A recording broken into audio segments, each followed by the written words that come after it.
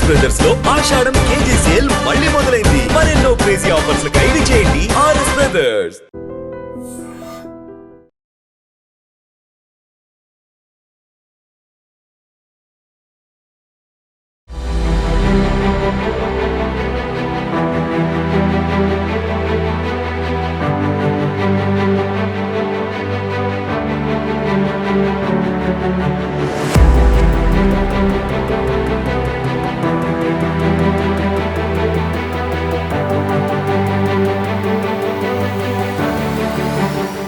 మియాపూర్లో దారుణం చోటు చేసుకుంది.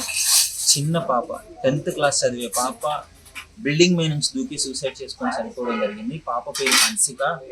అసలు ఏం జరిగింది, ఎందుకు ఇంత చిన్న వయసులో సూసైడ్ చేసుకోవాల్సినంత అవసరం ఏంటి అంటే దీని వెనకాల నిజాలు తెలిస్తే మనసు తరుక్కుపోతుంది, గుండె తరుక్కుపోతుంది. అంటే ఇంత దారుణంగా ఒక స్కూల్ మేనేజ్మెంట్ బిహేవ్ చేస్తుందా అనే విధంగా చిన్నపిల్లల ప్రాణాలు బలి తీసుకుందని చెప్పుకోవచ్చు.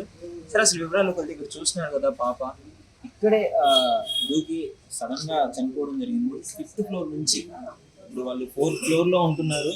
4th ఫ్లోర్ నుంచి ఒక స్కూల్లో ఒక చిన్న ఇన్సిడెంట్ జరిగింది. దానివల్ల మనస్తాపాలకు గురయ్యి ప్రతి ఒక్కరు పాపను ఎగ్జామ్ రానియకపోవడంతో పాప ఏం చేయాలో అర్థం కాక కింద పడి చనిపోవడం జరిగింది. ఇక్కడ 5th ఫ్లోర్ నుంచి ఆ గ్రిల్స్ అన్ని ఐరన్ ప్లేట్స్ ఉన్నాయి కదా, సో ఐరన్ గ్రిల్స్ అన్ని తగులుకుంటూ వచ్చి కింద పడడం అయితే జరిగింది. సో ఇక్కడ ప్రజెంట్ ఇక్కడ చుట్టుపక్కల ఉన్న వాళ్ళు కూడా చూసారు, వాళ్ళ ఇన్ఫర్మేషన్ కూడా అడుగుదాము. కాకపోతే అసలు ఇన్సిడెంట్ ఏం జరిగింది అనేది మీకు క్లియర్ గా ఒక చిన్న మీకు ఒక లైన్ అయితే చెప్తాను, ఒకసారి అర్థం చేసుకోండి మీరు కూడా. పాప 10th, వాళ్ళది 9th అయిపోయి 10th క్లాస్ లోకి వచ్చినారు. అదే స్కూల్లో చదువుతున్న ఒక అతనితో ఇన్స్టాగ్రామ్ లో చాట్ చేస్తున్నారని చెప్పేసి స్కూల్ మేనేజ్మెంట్ తెలిసింది. సో తెలిసిన తర్వాత స్కూల్ మేనేజ్మెంట్ వాళ్ళు ఏదో ఒక టెర్రరిస్ట్ లాగా వాళ్ళని అట్లా ఆ విధంగా చూసి వాళ్ళందరినీ భయపెట్టి పెద్ద పెద్ద వార్నింగ్లు ఇవ్వడంతో పాప మా బాబు అక్కడే స్కూల్లో సూసైడ్ చేసుకొని చనిపోవడం జరిగింది. సో వాళ్ళు మరి ఎవరు బెదిరించారు ఏంటి అని చేసి తదుపరి వివరాలన్నీ నేను మీకు అందజేస్తాను. ఇన్సిడెంట్ అయితే ఇది. అక్కడ స్కూల్ ఆ అబ్బాయి స్కూల్లో చూసి చనిపోవడంతో సో వెంటనే ఆ స్కూల్ బెంచ్ లో ఉన్న వాళ్ళు ఒక 7గురిని కూడా ఎగ్జామ్ రాయకుండా ఆపారు అని చెప్పేసి అని అంటున్నారు. సో ఆపిన తర్వాత కూడా వాళ్ళ పేరెంట్స్ మీ కూతురుని కూడా ఇలాగే చచ్చిపోద్ది, మీ కూతురు కూడా ఇలాగే జరగాలి, మా కొడుకు చనిపోయాడు, మా కూతురు సూసైడ్ చేసుకుని చనిపోయాడు, మీ కూతురు కూడా ఇలాగే జరగాలి అని చెప్పేసి ఆ పాపను సూటిపోతు మాటలు అనడంతో ఆ పాప ఎగ్జామ్కి వెళ్ళినా కానీ ఎగ్జామ్ కూడా రాయనీయకుండా మళ్ళీ రిటర్న్ పంపించడం. వాళ్ళ డాడీ వెళ్ళి మొత్తం బతిమలాడి నేను రాస్తాను, ఏం ప్రాబ్లం ఉంది, నువ్వు భయపడకు, నేను ఎమ్మెల్యే గారితో కూడా మాట్లాడతాను, మన ప్రయత్నం మనం చేద్దాం అనుకున్నప్పుడు ఆ పాప చెప్పిందంట, వద్దు డాడీ, నేను అంటే ఇంత మందితో నా గురించి ఇంత చెప్పడము నా పరువు పోతుంది, అసలు ఈ విధంగా ఏం జరిగిందని ఇంత పెద్ద చేస్తున్నారు అని చెప్పేసి పాపం బాధకి గురయ్యి వాళ్ళ పేరెంట్స్ కూడా చెప్పుకోలేక వాళ్ళు ఇంట్లో ఉన్నప్పుడు వాళ్ళ డాడీ ఒకసారి మీరు కిచెన్ లోకి వెళ్ళండి, ఏదో పని ఉందని చెప్పేసి వాళ్ళ డాడీని పంపించి వెంటనే పాప బయటకు వచ్చి గడిపెట్టి పైకి వెంటనే వెళ్ళిపోయింది. మీకు ఆ విజువల్స్ కూడా నేను క్లియర్ గా చూపిస్తాను, చూడండి. పైకి వెళ్ళిపోయి వెంటనే 5th ఫ్లోర్ ఉంది కదా, 5th ఫ్లోర్ నుంచి వెళ్ళడం 5th ఫ్లోర్ నుంచి దూకి సడన్ గ్రీన్స్ వచ్చి ఇక్కడే చనిపోవడం జరిగింది. ఇక్కడ ఉన్న వ్యక్తులను అడుగుదాము, ఇక్కడ ఎవరన్నా చూసినారా, మరి ఏంటి ఇక్కడ పరిస్థితి అని చెప్పేసి అడిగే ప్రయత్నం చేశారు. ఇప్పుడు మీ పేరు యశ్వంత్. సో యశ్వంత్ అయితే ఇక్కడే ఉన్నాడు. పాప కింద పడ్డప్పుడు అప్పుడే కిందకి వచ్చినాడు అంటున్నారు. ఏంటి వాళ్ళు ఎక్కడి నుంచి ఉంటున్నారు, ఏంటి వాళ్ళు వివరాలు చేసుకుంటారు. ఇప్పుడు ఏంటి పరిస్థితి, ఏం జరిగింది? 15 years అండ్ వాళ్ళ ఫాదర్ చాలా మంచిగా చూసుకుంటారు ఆమెని, అంతా బాగానే ఉంది. కాకపోతే స్కూల్లో ఇష్యూ అవ్వడం వల్లనే ఆమెకి అలా. అసలు ఏంటి స్కూల్లో ప్రాపర్ గా మీకు తెలిసింది ఏంటి చెప్పండి. అదే మాకు తెలిసినంత వరకు అయితే అంటే స్కూల్ వల్ల ప్రెషర్ వల్ల మళ్ళీ వాళ్ళ పేరెంట్స్ వీళ్ళని ఇబ్బంది పెట్టడం వల్ల ఏం చేశారు. ఏం జరిగింది అంటే వీళ్ళు ఏమన్నారు, అసలు ఆ అబ్బాయి ఎందుకు నిన్న ఎగ్జామ్ రాయడానికి వెళ్తే మన ఎగ్జామ్ రానివ్వకుండా ఇంటికి పంపించేసి వీళ్ళు వెళ్ళి వాళ్ళ పేరెంట్స్ దగ్గరికి వెళ్ళి క్షమాపణ చేస్తే అప్పుడు చెప్పినారా, కాళ్ళు కూడా పెట్టించుకున్నారు అని విన్నాను. అది నాకు తెలియదు కానీ విన్నాను. సో రెడీ అయ్యాడు కూతురు కోసం, కాళ్ళు పట్టుకొని రెడీ అయ్యారని నిన్న జరిగింది, మీకు తెలుసు కదా. సో ఇక్కడ మీరు ఉన్నారా?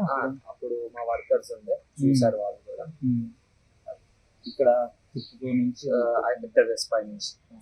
6th ఫ్లోర్ వచ్చినారా వెంటనే అందరూ వచ్చారు. మా ఫాదర్ అందరు వచ్చారు, హాస్పిటల్ తీసుకెళ్లారు.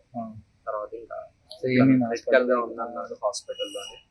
తర్వాత ట్రీట్మెంట్ తీసుకుంటూ చనిపోయింది హాస్పిటల్కి లేదు లేదు, అది యాక్చువల్ గా చాలా బ్లీడ్ అయిపోయింది బ్లడ్ అప్పటికి, చాలా ఇష్యూ అయిపోయింది బ్లడ్ తప్పడం అప్పటికి.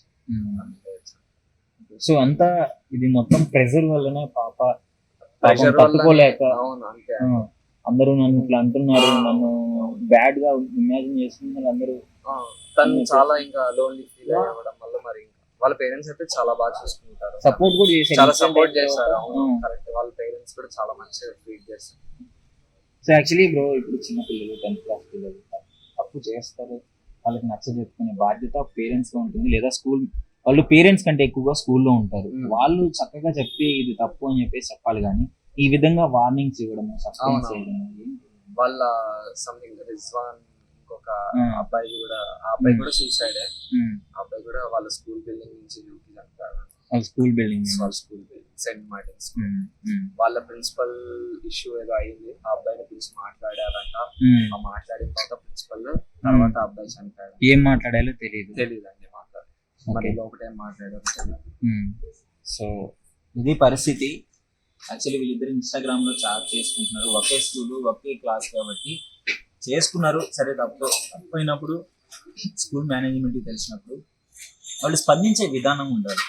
వాళ్ళు ఇష్టం వచ్చినట్టు మరి ఏం మాట్లాడారు తెలియదు ఆ అబ్బాయితో మాట్లాడిన తర్వాత ఆ అబ్బాయి సడన్ గా వెళ్ళి సూసైడ్ చేసుకోవడం జరిగింది. అప్పటికి ఆపడానికి ప్రయత్నించినా గానీ దూకి చనిపోవడం జరిగిందంటే. ఆ అబ్బాయి చనిపోయిన తర్వాత పాప ఇప్పుడు మరి ఆ పాప మనస్తాపానికి గురయ్యి వాళ్ళు మరి ఎవరెవరు ఏం మాట్లాడినారో, స్కూల్ మేనేజ్మెంట్ ఏం చేస్తుందో తెలియదు, కానీ ఇప్పుడు కూడా ఆ పాప బాగా గురై ఆ పాప కూడా దూకి చనిపోవడం జరిగింది. ఇక్కడ కొంతమంది స్టూడెంట్ సంఘాల వాళ్ళు కూడా వచ్చినారు, మార్నింగ్ నుంచి వస్తూనే ఉన్నారు. అసలు ఏంటి వీళ్ళ అడిగి తెలుసుకున్నాను, ఏంటి పరిస్థితి? చిన్న బాబు కూడా చనిపోవడం జరిగింది. ఇద్దరు ఒక స్కూల్ మేనేజ్మెంట్ వాళ్ళు చనిపోయారా, లేదంటే వీళ్ళ పర్సనల్ ప్రాబ్లమా, ఏమైంది? అసలు పేరెంట్స్ ఏమన్నా తిట్టినారా? చూసుకున్నట్టయితే క్లియర్ గా తెలుస్తుంది స్కూల్ తప్పే. ఎందుకు తప్ప అంటే ఏదైతే సోషల్ టీచర్ ఫ్యాకల్టీ ఇలా ఫోన్లు తీసుకొని, అంటే సండేస్ అప్పుడు వచ్చిన ఫోన్లు ఫిట్ చేసుకుని, ఫోన్ తీసుకొచ్చి ఇన్స్టాగ్రామ్ ఫిట్ చేసి చాటింగ్ చూసి మేనేజ్మెంట్ చెప్పి ప్రిన్సిపల్ చెప్తే ప్రిన్సిపల్ అలా పేరెంట్ పిలిపించి తిట్టడం వల్ల అందరి ముందు ఇన్సల్ట్ చేయడం వల్ల అబ్బాయి తట్టుకోలేక పైకి వెళ్ళి ఆ రోజే వాళ్ళ మదర్ పిలిపించారు. మదర్కి ఏం చెప్పిన అమ్మ పైకి వెళ్ళి వస్తా అని చెప్పింది. చెప్పేసి చక్కగా పైకి వెళ్ళిపోయి ఇంకోటి చూసినట్టు తప్పేం తెలుసా, స్కూల్లో ఏదైతే టెర్రస్ పైన ఖచ్చితంగా లాక్స్ వేయాలి, రిలీజ్ చేసి లాక్స్ వేయాలి. ఆ ఫస్ట్ స్కూల్ మైనస్ తప్పలేదు, వాళ్ళు తప్ప 100% ఉంది.